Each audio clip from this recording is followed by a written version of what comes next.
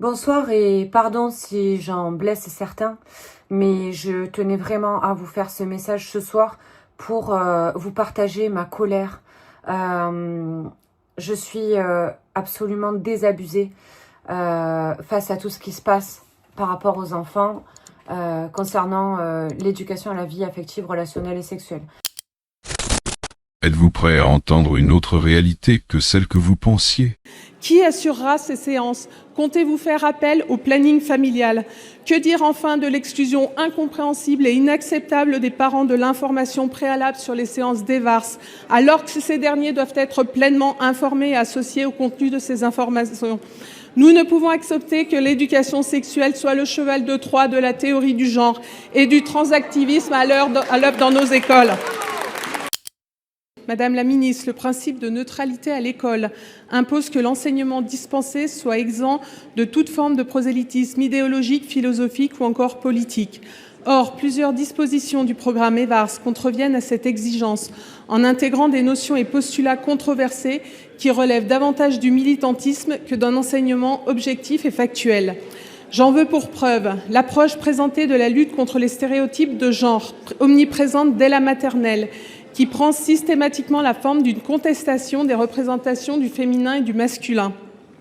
En outre, le projet introduit dès la classe de 5e la dissociation artificielle entre sexe et genre. Pourquoi c'est à l'école de parler de ça? Si un élève de 5e est apte à ressentir une dissociation de genre, n'est-il pas apte à en parler à ses parents? Quant aux parents, qui eux connaissent leur propre enfant depuis sa naissance, ne sont-ils pas aptes à avoir une discussion et à prendre une décision avec leur propre enfant? Nous ne croyons pas qu'il appartienne à l'école de la République de créer un doute identitaire chez nos adolescents sur des réalités biologiques établies, alors même que cette période de la vie est marquée par une construction de soi qui doit être sécurisée par des repères clairs et bienveillants. Je pense qu'elle veut dire par là que l'enfant peut parfois être influencé par une idée émise par quelqu'un d'autre. Une idée dont il n'avait jamais pensé par lui-même avant. À l'inverse, plusieurs enjeux fondamentaux de la vie affective et relationnelle sont complètement occultés de ce nouveau programme. L'enseignement de l'éducation à la sexualité impose de transmettre des informations objectives et adaptées à l'âge des élèves, dans le respect du principe de neutralité. Vous avez annoncé 2 jours de formation pour former les intervenants pour un programme dédié aux jeunes de 3 à 18 ans sur un sujet éminemment sensible et intime. C'est irréaliste.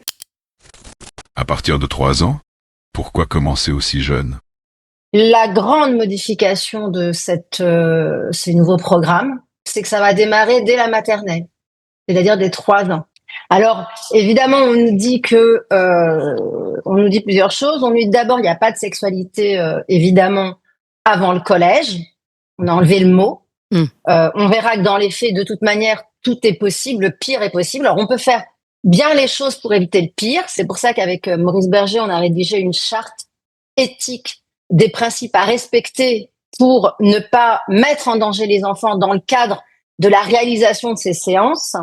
Mais concrètement, le pire sera possible aussi puisque le texte le permet par un flou savamment organisé et orchestré. La raison de tout cela? Ils disent que c'est pour apprendre à lutter contre les abus sexuels et pour lutter contre les dérives des vidéos pour adultes. Ce sont 2 motifs qui ne répondent pas aux besoins des enfants, mais bien à l'incapacité des adultes de les protéger. Tout le programme s'inscrit dans cette inversion de la place des enfants et des adultes. Quid des personnes qui vont intervenir auprès de vos gamins? Est-ce que vous savez qui c'est? Est-ce qu'on vous a prévenu? Est-ce qu'ils sont qualifiés? La réponse est évidente par les faits. C'est non. Et rien n'est fait pour cela. Alors on aura beau vous présenter les plus jolis programmes théoriques pour vos gamins, la réalité à un moment donné vous rattrapera. Donc est-ce que vous allez attendre que ça soit votre propre enfant qui revienne traumatisé? Et si oui, je vous pose la question, qu'est-ce que vous allez faire? Répondez-moi, qu'est-ce que vous allez faire? Alors, n'ayant pas beaucoup d'alternatives face aux idées du gouvernement sur ce sujet. Et c'est nos impôts qui financent des campagnes de Santé publique France. On explique à des enfants de 11 ans comment faire un anus. Ce sont nos enfants. Exemple. C'est accessible en ligne. Tout ce que je dis est sourcé. À 11 ans. Sur ce site en question proposé par Santé publique France, Il y a plein d'autres exemples. On s'exprime est le dispositif de marketing social en santé sexuelle de Santé publique France, à destination des adolescents. Son objectif est de favoriser une entrée positive dans la sexualité, afin de maintenir une bonne santé sexuelle tout au long de la vie. Vous comprenez? C'est pour le bien de vos enfants. Voyons. Donc, comme je vous disais tout à l'heure, n'ayant pas beaucoup d'alternatives face aux idées du gouvernement sur ce sujet, voici ce que j'ai pu trouver. Le collectif des mamans louves et l'association SOS Éducation tentent de lutter contre ce genre de pratiques dans nos écoles. Vous savez, le sort qui est réservé aux associations qui luttent efficacement contre des politiques éducatives délétères, eh bien on leur coupe la tête. Et c'est le cas de SOS Éducation qui, parce que trop efficace et qui existe depuis 20 ans et qui a réussi à faire bouger des lignes sur tant de sujets comme l'écriture inclusive, comme les ABCD de l'égalité, comme la transidentité, enfin toutes ces choses-là, est également très efficace parce que avec un gros travail d'expertise réalisé notamment sur le dernier sujet qui est celui de l'EVARS, eh bien, on les asphyxie financièrement. On les empêche, en fait, au prétexte qu'on a décrété qui ne relevaient pas du champ éducatif, on les empêche, en fait, d'émettre des reçus fiscaux. Donc, aujourd'hui, SOS Éducation a dû licencier sa dernière salariée, qui n'est autre que Sophie Audugé, qui est partie sur la pointe des pieds. Mais je tenais à vous le dire, aujourd'hui, des associations comme ça, demain, n'existeront plus. Pourquoi?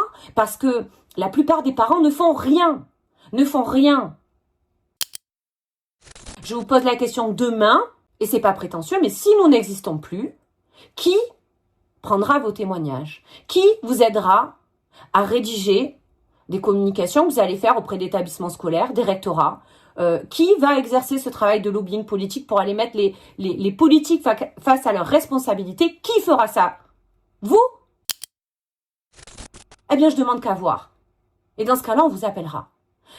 Moi, je vous le dis, il va falloir vous impliquer les parents. Et ce soir, ben, je suis navrée. D'habitude, je suis calme, posée, etc. Mais là, j'en ai ras-le-bol. Chez les mamans louves, le quotidien, c'est qu'on se lève le matin, on reçoit des témoignages. Et avant d'aller doucher ses enfants le soir, on sait qu'il y a des parents qui ont eu le courage de témoigner et qui vont devoir se présenter et se justifier devant la gendarmerie. Là, le voilà, en fait, le quotidien, chez nous. Si vous ne le saviez pas, maintenant vous savez. Donc voilà, j'ai fait au mieux pour vous faire cette vidéo tout en restant assez soft sur ce sujet. Voici ce qu'il te reste à faire maintenant. Partage le message, la vidéo, et montre qu'il existe des assos prêtes à aider ceux qui en ont besoin.